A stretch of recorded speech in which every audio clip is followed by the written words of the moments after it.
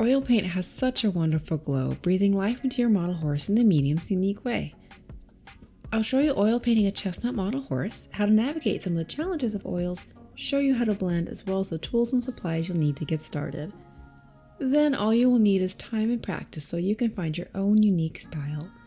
After this tutorial, I hope you will fall in love with oils as much as I have.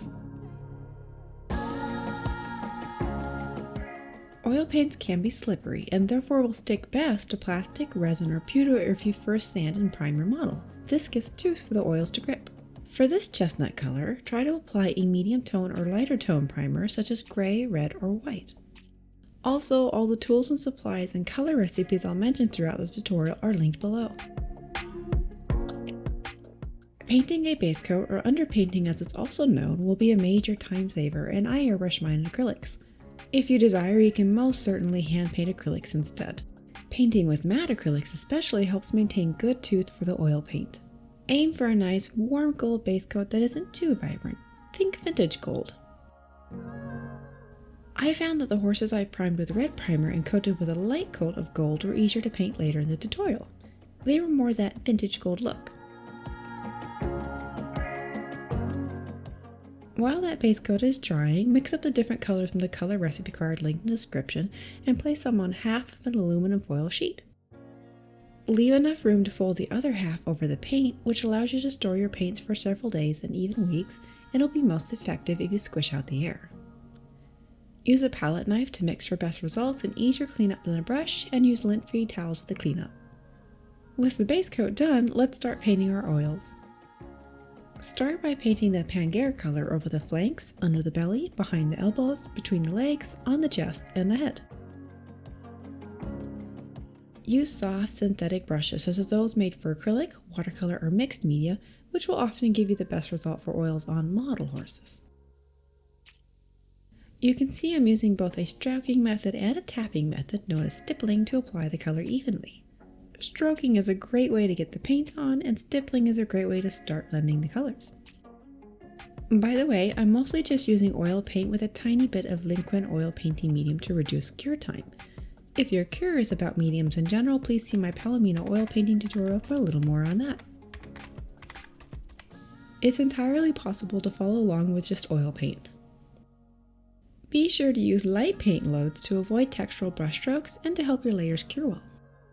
I often offload excess of paint onto my palette before painting the model, and as you can see, it's a light load of paint on the brush.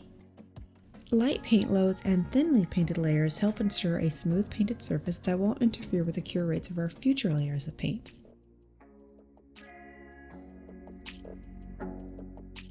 While this first layer is still wet, brush on your mid-tone body color and feather it with the Pangare color.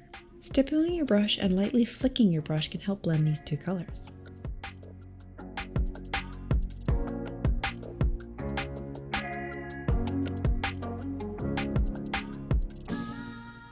Also, if you are enjoying this video or getting some value from it, please consider a like, comment, and subscription to the channel.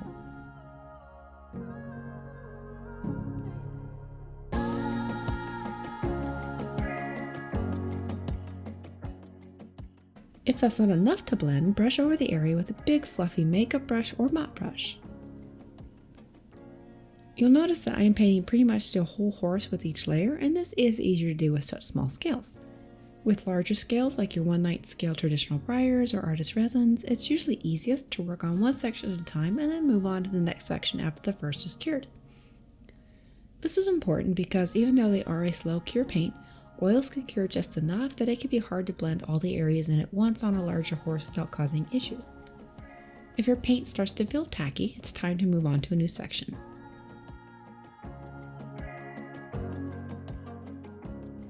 Depending on how light or dark your base coat is, and how you shade your color, it is possible to get different results of chestnut horses from the same recipe. My Briar Stablemate Scale Foxtrotter shown here has more saturation in his gold base coat, so he's coming out a brighter chestnut from the start. The Artist Resin Micro American Saddlebred was a duller gold, so she's looking paler in comparison. The fact that you can get so much variation from a single recipe is why you need lots of good reference to guide you. On the plus, it also means you can paint a wonderful range of horses at once from the same palette.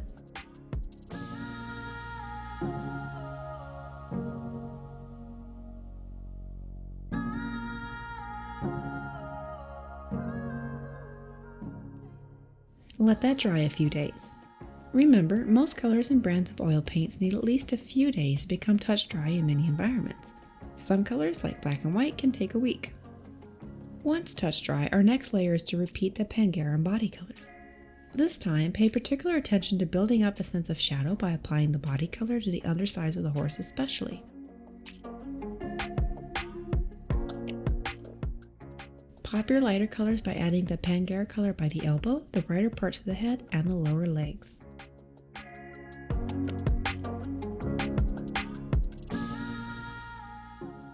So here's a special tip.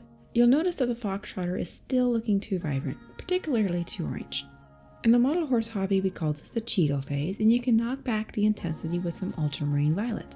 This very special shade of bluish purple is actually immensely important to this tutorial. It will help you prevent the excessive orange and yellow color you might run into while painting this shade of Chestnut horse. Mix just a tiny bit into the colors giving you trouble, and this will neutralize your color, meaning it makes it slightly gray and thus less saturated. See the difference? Depending on the final result you desire, you might want to embrace the saturation for a while longer, which is what I'm doing with this Moxie resin. But I knew I wanted a more subdued chestnut for the Foxtrotter, so I neutralized him often. Let that dry for a few days. Next is brushing on the shadow color. Now that the prior layer is touch dry, we can add more intense color and not have to worry about the new color blending into the prior wet layers. Before we were painting wet on wet, but now we are essentially dry brushing. You will want to apply the shadow color to the wither, a little bit along the top of the neck and the points. Add it into muscle creases to give a sense of form and a feeling of light and shadow.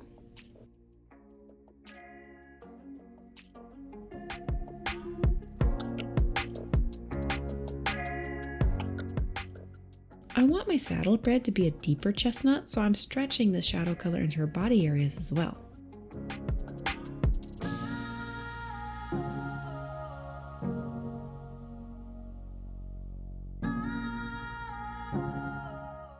Again, add Ultramarine Violet if you feel the stage gets too orange. I really can't stress enough how helpful that violet is.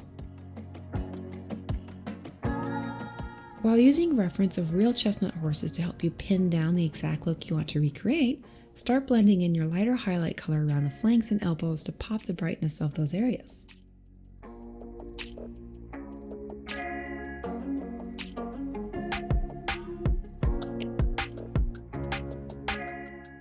Add lighter color to their face as well, according to your reference. Brighten up the eyes and muzzles with the highlight color now, as that will make painting those areas gray a lot easier later.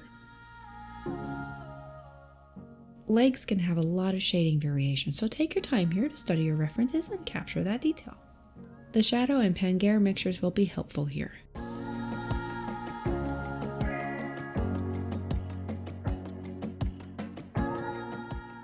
The eyes and muzzles need a gray mixture, and I create mine by using some of the Pangare color mixed with smaller amounts of Mars Black and Titanium White. The result is a light, warm gray. Slowly adding more amounts of Mars Black will help darken the muzzle and eyes, adding depth and detail. I also use this color mixture to shade and detail the groin and a little bit inside the ears. Let your model cure for a few days again, and then add more depth with additional shadow, Pangare, and highlight colors. Take your time to get your ideal result, making sure to continue working in thin layers.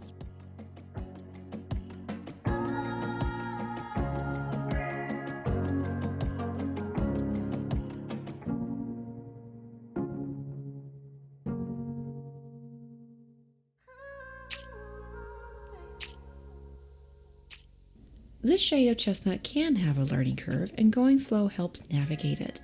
As always, Ultramarine Violet is there to rescue you if the horse gets too saturated.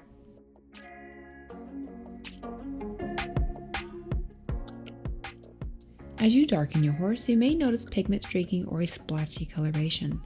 If your layers are free of texture, this pigment streaking is okay, and it will fill in as you add more layers of color.